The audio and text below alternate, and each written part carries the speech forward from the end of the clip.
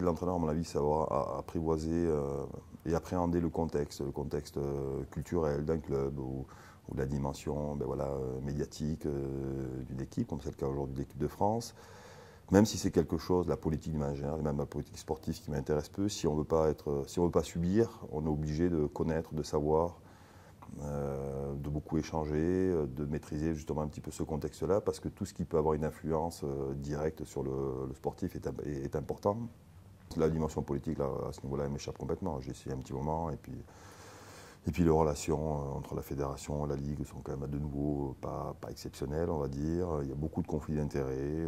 C'est un peu ce que je peux regretter, quoi, si on veut comparer avec l'Angleterre, hein, qui a un peu le même type d'organisation, mais qui a su quelque part s'entendre. Les Anglais savent être beaucoup plus pragmatiques, beaucoup plus collectifs aussi. Ils ont ce sentiment peut-être plus nationaliste aussi qui fait qu'il y a quand même tout le monde au bout d'un moment se tourne vers l'équipe nationale, qui est à mon sens le fleuron du rugby anglais. Et ce n'est pas le cas en France parce qu'il y a beaucoup d'égos divers, que beaucoup se regardent le nombril et que tout le monde n'œuvre pas pour le bien du rugby français. Je ne dis pas exclusivement pour l'équipe de France, mais je pense qu'il y aurait des compromis à mettre en place plus intéressants que la situation actuelle. C'est comme ça.